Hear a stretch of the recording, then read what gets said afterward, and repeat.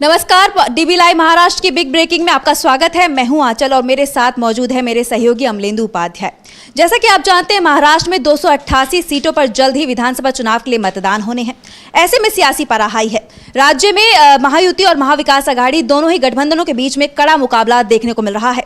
दोनों ही दलों के बीच में सियासी बयानबाजी भी देखने को मिल रही है। आपको बता दें कि महायुति में जो शामिल दल हैं, घटक दल बीजेपी, शिवसेना शिंदे गुट और अजीत पवार की एनसीपी, तीनों ही दलों के बीच में घमासान मचा हुआ है, खींचतान जारी है। और अब अजीत पवार ने एक ऐसा बयान दे दिया है जिसके बाद से बवाल मच गया है। अजीत पवार ने साफ कर दिया है कि पीएम मोदी को बारामती में आने की जरूरत नहीं है, यानी कि बारामती में आने के बाद उनको अजीत पवार के समर्थन में सभा की जरूरत नहीं है। ये बयान एक बड़ा सवाल खड़े करता है। इस पर हम आगे और भी बातचीत करेंगे, लेकिन फिलहाल अपने सहयोगी से जानना चाहेंगे कि इस बयान के क्या मायने हैं। देखिए आंचल जी, एक तो अजीत पवार काफ़ी समय से महायुति में अलग थलग पड़ते जा रहे हैं और तो उसके बाद वो काफ़ी ज़्यादा नाराज़ नजर आए हैं। एक तो लोकसभा चुनाव के बाद जिस तरीके से बीजेपी ने और बीजेपी के समर्थकों ने अजीत पवार को निशाना बनाया कि इनकी वजह से वहाँ लोकसभा में बीजेपी की हार हुई, उसके बाद से अजीत पवार अलग थलग नजर आने लगे थे, वो काफ़ी ज़्यादा नाराज़ बताए जा रहे थे। अजीत पवार लगातार जो थे वो कार्यक्रमों का बहिष्कार करते रहे। मुख्यमंत्री एकनाथ शिंदे और उप मुख्यमंत्री देवेंद्र फडणवीस, ये दोनों तो साथ साथ दिखाई पड़ते थे कार्यक्रमों में, लेकिन अजीत पवार कार्यक्रमों से नाराज दिखाई पड़ते थे। यहाँ तक कि जो कैबिनेट की बैठक थी, उस कैबिनेट की बैठक में भी वो उठकर चले गए थे। यहाँ तक जो थी वो नाराज़गी बढ़ गई थी। लेकिन अब बीच में तो चर्चा ये चल रही थी कि बीजेपी चाहती है कि अजीत पवार अलग हो जाएं, या अजीत पवार जो है वो इसमें थे कि अलग हो जाएं। लेकिन बीजेपी को लगा कि अगर अजीत पवार अलग हो जाएंगे तो बीजेपी को ज़्यादा नुकसान होगा, साथ रहने पर कम नुकसान होगा, तो साथ तो रखा बीजेपी ने। लेकिन जिस तरीके से बीजेपी ने अपने कैंडिडेट्स उनकी पार्टी में शामिल कराए और अपने कैंडिडेट्स को उनके सिंबल पर लाया, उसके बाद अजीत पवार और ज़्यादा नाराज़ नजर आए। अब जो वहाँ संघर्ष चल रहा है, वो संघर्ष ये है कि अजीत पवार काफ़ी ज़्यादा नाराज़ हैं भारतीय जनता पार्टी से, और ख़ासतौर से जो नवाब मलिक को लेकर खबरें चली हैं। नवाब मलिक उनके प्रत्याशी हैं, यानी महायुति के प्रत्याशी हैं, और महायुति के प्रत्याशी के खिलाफ बीजेपी के नेताओं ने जिस तरीके से बयानबाजी की, उसके बाद अजीत पवार काफ़ी ज़्यादा नाराज़ नज़र आए। कल उनका एक बयान भी था। उनका बयान ये था कि नवाब मलिक को हमने टिकट दिया है, वो हमारी पार्टी के उम्मीदवार हैं, यानी कि महायुति के उम्मीदवार हैं। हम उनके चुनाव प्रचार के लिए जाएंगे, हम वहाँ उनका समर्थन करने जाएंगे। और उनको कोई आतंकवादी कह रहा है, कोई कुछ कह रहा है, तो अभी तक कोई कैसे कह सकता है जब तक कि उनके ऊपर कोई आरोप सिद्ध नहीं हुआ है, कन्विक्शन जब उनका नहीं हुआ है, तो तब तक उनके खिलाफ इस तरह की बातें कैसे कही जा सकती हैं। यानी एक तरीके से अजीत पवार ने सीधे सीधे बीजेपी के नेताओं को आईना दिखाया, जो नवाब मलिक के नाम को लेकर वहाँ गफलत फैलाने की कोशिश कर रहे थे। इधर नवाब मलिक ने जो बीच में कहा था, उन्होंने कहा था कि अजीत पवार किंग मेकर बनकर उभरेंगे। तो ये एक तरीके से देखा जाए तो महायुति के बीच में संघर्ष काफ़ी बढ़ रहा है। और देवेंद्र फडणवीस को जिस तरीके से बीजेपी प्रोजेक्ट कर रही है मुख्यमंत्री के तौर पे, हालांकि अंदरूनी चर्चा ये है कि अगर सरकार बनती है महायुति की तो देवेंद्र फडणवीस भी नहीं होंगे, हो सकता है पीयूष गोयल को वहाँ मुख्यमंत्री बनाया जाए। इस तरीके की चर्चाएं भी, जो कॉन्स्पिरेसी थ्योरीज हैं, वो सब चल रही हैं। अब ये कितना सच है कितना गलत है वो अलग का मसला है। कॉन्स्पिरेसी थ्योरीज जो है उनमें एक थ्योरी ये भी है कि अगर महायुति की सरकार बनती है तो पीयूष गोयल मुख्यमंत्री हो सकते हैं। लेकिन अजीत पवार जो है उनका महत्वाकांक्षा काफ़ी ज़्यादा है। और अजीत पवार जब शरद पवार को छोड़कर और गए थे महायुति में, उस समय भी उन्होंने, जब अजीत पवार ने हमले बोले थे शरद पवार के ऊपर, तो ये कहा था कि सबकी महत्वाकांक्षाएं होती हैं, हर माँ चाहती है उसका बेटा जो है मुख्यमंत्री बने, तो मैं भी अगर बनना चाहता हूँ तो उसमें दिक्कत क्या है। तो अजीत पवार खुद को मुख्यमंत्री का चेहरा मानकर चल रहे हैं। और नवाब मलिक का ये कहना कि अजीत पवार किंग मेकर होंगे, यानी तैयारी ये है कि अगर इस तरह की कोई परिस्थिति बने और अजीत पवार इस स्थिति में हो, तब फिर आगे जाकर सौदेबाजी किया कि अजीत पवार को मुख्यमंत्री बनाओ, तब हम समर्थन देंगे। तो ये अभी संघर्ष चल रहा है चुनाव से पहले। लेकिन जो नाराजगी है अजीत पवार की, वो कई सारे मुद्दों को लेकर है। एक तो सीट शेयरिंग के मसले पर भी नाराजगी थी, हालांकि उसको सॉल्व किया गया। अजीत पवार ज़्यादा सीटों पर चुनाव लड़ना चाहते थे सॉरी माफ़ कीजिएगा, 85 सीटें वो मांग रहे थे, उनको सीटें कम मिली हैं। हालांकि एकनाथ शिंदे को भी कम मिली हैं, लेकिन अजीत पवार 85 सीटें मांग रहे थे और उनको सीटें कम मिली हैं चुनाव लड़ने को। दूसरा है कि कई सीटों पर जो थे वो बीजेपी ने अपने प्रत्याशी खड़े कर दिए, तो ये सारा मसला था। अब जो संघर्ष है वो एक तरीके से देखा जाए तो वो देवेंद्र फडणवीस या बीजेपी और अजीत पवार के बीच में देखा जा रहा है। खासतौर से ये संघर्ष आगे बढ़ता हुआ और दिखाई देगा। जी मैं आपको बता दूं कि इससे पहले भी अजीत पवार की नाराजगी देखने को मिलती रही है समय समय पर, और कहीं ना कहीं ये नाराजगी लोकसभा चुनाव के बाद से ही नजर आ रही है। जिस तरीके से आरएसएस ने बीजेपी को बोला था कि अजीत पवार को किनारे कर दिया जाए, क्योंकि लोकसभा चुनाव में जो बीजेपी को हार मिली थी महाराष्ट्र में, कहीं ना कहीं बीजेपी ने और आरएसएस ने दोनों ने ही मिलकर बीजेपी को जिम्मेदार ठहराया था उस हार के लिए। और तब आरएसएस ने बोला था कि बीजेपी को अजीत पवार से अपना रिश्ता तोड़ देना चाहिए, उसे गठबंधन से बाहर कर देना चाहिए। उसके बाद से अजीत पवार की नाराजगी समय समय पर सामने आती रही है, और कहीं ना कहीं वही नाराजगी अभी देखने को मिल रही है इन चुनावों में। और कहीं ना कहीं कहा यह भी जा रहा है, संकेत इस तरीके के मिल रहे हैं कि जल्द ही अजीत पवार कुछ बड़ा कर सकते हैं, यानी कि या तो पलटी मार सकते, कहा ऐसा जा रहा है।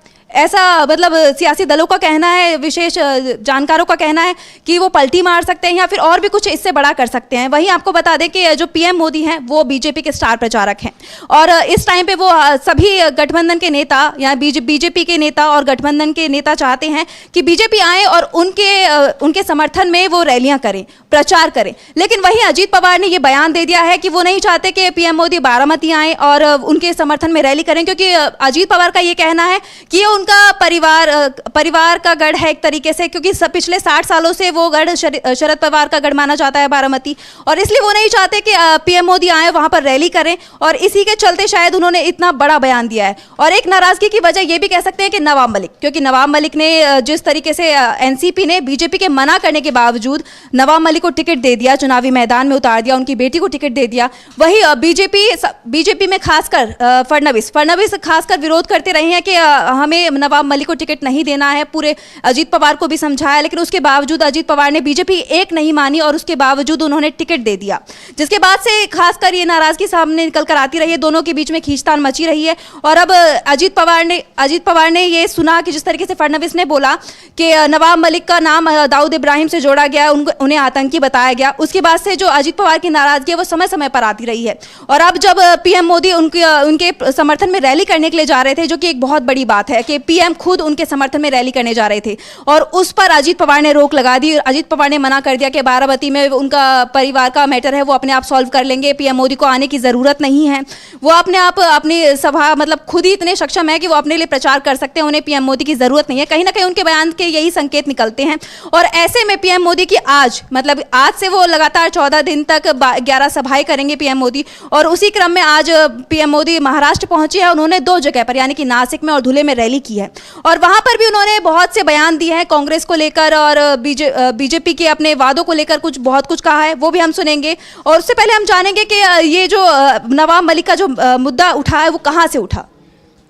लेकिन नवाब मलिक का मुद्दा तो ये, तो पहले नवाब मलिक जब आए थे जेल से छूटकर, उस समय भी बीजेपी ने उनका काफ़ी विरोध किया था कि नवाब मलिक को एनसीपी में नहीं लेना चाहिए, इस तरह की बातें हुई थी। लेकिन नवाब मलिक एनसीपी अजीत पवार के साथ शामिल हो गए और उनके साथ रहे नवाब मलिक। अब नवाब मलिक की बेटी जो है सना मलिक, उनको पहले एनसीपी ने टिकट दिया, तो पहले सना मलिक का विरोध किया गया। लेकिन फिर उसके बाद में जो आशीष शेलार बीजेपी के मुंबई के अध्यक्ष हैं, उनका बयान आया कि सना मलिक का हम समर्थन करेंगे, लेकिन हम नवाब मलिक का समर्थन नहीं करेंगे, ये बयान आया। तो अब ये बयानबाजी जो चलती रही, वो बयानबाजी इस तल्ख स्थिति तक पहुँच गई, चूँकि असल में बीजेपी के नेताओं ने एक तरीके से जो मोहरा बनाया था नवाब मलिक को सांप्रदायिक ध्रुवीकरण का, वो बीजेपी के गले पड़ता हुआ दिखाई पड़ रहा है आंचल।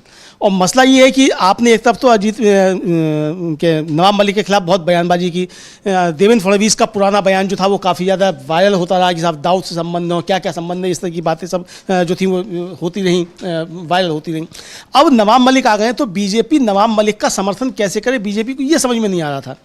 अब बीजेपी ने सोचा कि नवाब मलिक को भी एक मोहरा बनाया जाए और नवाब मलिक का विरोध करके भी अब उसका जो सांप्रदायिक एजेंडा है, यानी एंटी मुस्लिम जो उसकी मुहिम है, उसको वो आगे बढ़ाए नवाब मलिक के जरिए। लेकिन अजीत पवार ने बीजेपी का ये जो एजेंडा था उसकी हवा निकाल दी। तो यानी बीजेपी का जो एजेंडा है असली, उसकी हवा तो अजीत पवार ही निकाल रहे हैं उस महायुति में जो शामिल हैं।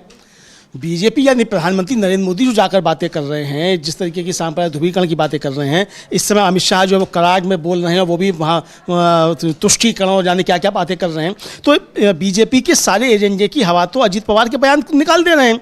तो नवाब मलिक के जरिए अजीत पवार ने बीजेपी का जो एजेंडा था उसकी हवा एक तरीके से निकाल दी। अब बीजेपी नवाब मलिक पर एक तरीके से बिल्कुल खामोश हो गई। अब ना ये कह पा रही है कि अब वो आतंकवादी हैं जैसे पहले कह रही थी, अब ये भी नहीं कह पा रहे कि हम उनका विरोध करेंगे क्या नहीं करेंगे। यानी अजीत पवार ने एक तरीके से कहा जाए दबाव बीजेपी पर बना दिया है। बीजेपी अपना एजेंडा कुछ भी चलाती रहे, प्रधानमंत्री कुछ भी बातें करते रहें, योगी आदित्यनाथ वहाँ जाकर कुछ भी बातें करते रहें, लेकिन अजीत पवार ने इनके एजेंडे को एक तरीके से कहा जाए वो ध्वस्त कर दिया। अब अजीत पवार ने कल तो योगी आदित्यनाथ को लेकर भी बड़ा बयान दे दिया। जो योगी आदित्यनाथ जो बटोगे तो कटोगे का नारा जो दे रहे हैं, और वहाँ गए थे महाराष्ट्र में, वहाँ भी अजीत पवार ने साफ कहा कि महाराष्ट्र की जनता इस बटोगे तो कटोगे पे स्वीकार नहीं करती है, इसकी यहाँ स्वीकार्यता नहीं है। तो यानी बीजेपी के पूरे एजेंडे जो हैं उसकी हवा निकाल रहे हैं अजीत पवार। तो ये एक बड़ा कारण तो ये है। दूसरा जो अगर नरेंद्र मोदी के साथ मंच शेयर करते हैं अजीत पवार, देखिए अजीत पवार का भी वोट बैंक कौन सा है? अजीत पवार का वोट बैंक वही है जो शरद पवार का वोट बैंक है। तो अजीत पवार को तो लाया बीजेपी इसलिए साथ में लाई है कि शरद पवार के वोट बैंक में सेंध लगाई जा सके। लेकिन अगर अजीत पवार भी वही भाषा बोलने लग जाएंगे जो बीजेपी बोल रही है तो उस वोट बैंक में सेंध कैसे लगेगी? तो अजीत पवार ये भी बताना चाहते हैं कि उनका एजेंडा बीजेपी का एजेंडा नहीं है और वो उसी एजेंडे पर चल रहे हैं जो शरद पवार का एजेंडा था। तो यानी एक गफलत पैदा करने की कोशिश जो है, ये हो सकता है अंदरूनी कोई मिली भगत भी हो कि हम इस तरह की बातें करेंगे, तुम उस तरह की बातें करना। तो अंदरूनी एजेंडा जो है मतलब ये हो दोनों के बीच में कि आप शरद पवार का एजेंडा चलाइए ताकि शरद पवार को नुकसान पहुंचाया जा सके, बीजेपी अपना एजेंडा चलाएगी ताकि बीजेपी अपने वोटों को एकजुट कर सके। तो एक ये भी हो सकता है। दूसरा, बारामती अगर प्रधानमंत्री नरेंद्र मोदी पहुंचते तो जाहिर सी बात है कि नरेंद्र मोदी जाके सीधा सीधा प्रहार करते शरद पवार पर, जैसा कि पहले उनकी आदत रही है। पहले उनको एक बार जब गए थे पहले 2019 के चुनाव में, तब कह दिया था नेचुरल करप्ट पार्टी एनसीपी को। अब वो बात अलग है कि वो नेचुरल करप्ट पार्टी जिसको कहा था, वो नेचुरल करप्ट पार्टी जो है आज महायुति का हिस्सा है। वही नेचुरल करप्ट जो एनसीपी उस समय थी वो तो अजीत पवार के पास है ना, चुनाव आयोग की वजह से, सुप्रीम कोर्ट की वजह से। तो जिसको आपने नेचुरल करप्ट पार्टी कहा था वो नेचुरल करप्ट पार्टी आज प्रधानमंत्री नरेंद्र मोदी के साथ है। नरेंद्र मोदी उस नेचुरल करप्ट पार्टी के भी प्रचारक हैं। तो ये जाकर जब शरद पवार पर हमला बोलते तो शरद पवार फिर पलटकर पूरे महाराष्ट्र में जाते और फिर बताते कि किस तरीके से नरेंद्र मोदी हमला कर रहे हैं, और उसमें उस समय फिर अजीत पवार की छवि और ज़्यादा खराब होती और जो एजेंडा था बीजेपी का शरद पवार को नुकसान पहुंचाने का, वो एजेंडा फिर ध्वस्त होता हुआ नजर आता। तो अजीत पवार यहाँ दो खेल खेल रहे हैं। एक तो ये बीजेपी का सांप्रदायिक एजेंडा है उसकी हवा भी निकाल रहे हैं एक तरीके से देखा जाए। दूसरी तरफ अजीत पवार ये कोशिश कर रहे हैं कि जो शरद पवार हैं उनको किस तरीके से नुकसान पहुंचाया जा सके। तो प्रधानमंत्री नरेंद्र मोदी को बारामती ना बुलाकर इसके जरिए वो दोनों दांव खेल रहे हैं। यानी कि पिछले कुछ दिनों से अजीत पवार जिस तरीके के बयान दे रहे हैं, जिस तरीके का उनका रवैया दिखाई दे रहा है, कहीं ना कहीं वो शरद पवार को लेकर अपना नरम रुख अपनाते हुए दिखाई दे रहे हैं। क्योंकि जिस तरीके के लोकसभा चुनाव के बाद भी उन्होंने जो बयान दिए थे, जब उन्होंने बीजेपी ने उन्हें जिम्मेदार ठहराया था हार के लिए, उसके बाद उन्होंने ये कहा था कि मुझे अपनी पत्नी को अपनी बहन के खिलाफ मैदान में नहीं उतारना चाहिए था, ये गलत हुआ क्योंकि ये एक परिवार है, परिवार में चाहे कितने भी मतभेद हो लेकिन वो ठीक हो जाते हैं टाइम आने पर। तो इस तरीके के जो बयान है कहीं ना कहीं ये साफ संकेत दे रहे हैं कि अजीत पवार बहुत जल्दी कुछ बड़ा खेल कर सकते हैं बीजेपी के साथ। और जिस तरीके से उन्होंने सीएम योगी के बयान का विरोध किया, उनके बयान को बोला, उनके बयान पर जो बोला कि बटोगे तो कटोगे के बयान पर उन्होंने ये बोला है कि इस तरीके का बयान महाराष्ट्र की जनता बिल्कुल भी बर्दाश्त नहीं करेगी। महाराष्ट्र की जनता के लिए ये रवैया बिल्कुल भी ठीक नहीं है क्योंकि उनके जो राज्य की है वो अलग एक तरीके की सोच है और उन दूसरे राज्यों के बयानों को उस पर नहीं लेके आना चाहिए। दोनों राज्यों की राजनीति सेम नहीं है, इस तरीके का उन्होंने बयान दिया। तो अब आइए रुक करते हैं पीएम मोदी की तरफ। पीएम मोदी धुले में रैली कर रहे हैं, जिसके लिए वो आज धुले पहुंचे हैं और वहां क्या कुछ कह रहे हैं वो भी आपको सुनवाते हैं। साथियों, हमारी सरकार महिलाओं के सशक्तिकरण के लिए जो कदम उठा रही है वो कांग्रेस और उसके गठबंधन को बर्दाश्त नहीं हो रहा है। आप जानते हैं कि महायुति सरकार की माझी लाड़की बहन योजना, ये माझी लाड़की बहन योजना की सिर्फ महाराष्ट्र में नहीं देश के हर कोने में चर्चा है। लेकिन कांग्रेस माझी लाड़की बहन योजना को बंद करवाने के लिए भांति भांति साजिशें रच रही है। कांग्रेस के इकोसिस्टम वाले लोग इस योजना के खिलाफ कोर्ट तक पहुंच गए हैं। कांग्रेस और उसके साथियों ने ठान लिया है कि अगर उन्हें सत्ता मिली तो सबसे पहले इस योजना को बंद कर देंगे। तो अमलेंदु जी इस पर आप क्या कहना चाहेंगे कि जो पीएम मोदी का धूले में जो बयान दिया है उन्होंने, उस पर आप क्या कहेंगे? देखिए, अब प्रधानमंत्री नरेंद्र मोदी कुछ भी बोल सकते हैं और कुछ भी बोलते ही रहते हैं। अब लोकसभा चुनाव में तो उन्होंने तुरंत घोषणा पत्र पढ़ लिया था कांग्रेस का और बता दिया था कि ये तो मुस्लिम लीग का घोषणा पत्र है।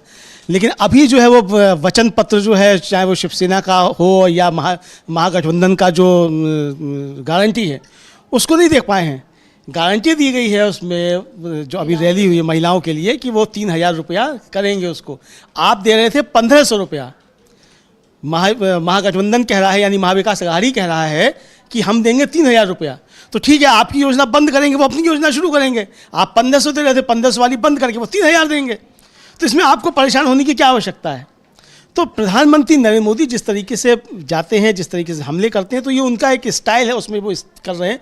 लेकिन क्या लोग इस पर स्वीकार कर लेंगे प्रधानमंत्री की बातों को? ये महाराष्ट्र है, महाराष्ट्र में क्या लोग इतने समझदार नहीं हैं कि प्रधानमंत्री कुछ भी बोलेंगे और उस पर भरोसा कर लेंगे? ये तो खैर आने वाला समय बताएगा। लेकिन इस समय जो चीज़ें चल रही हैं, जो लाडली मांझी योजना, जो भी योजना है जिसका वो बता रहे हैं कि साहब ये चले गए, उसको बंद करवा दिया, कोर्ट तक चले गए, तो भाई आप भी कोर्ट चले जाते, उसको खुलवा देते आप।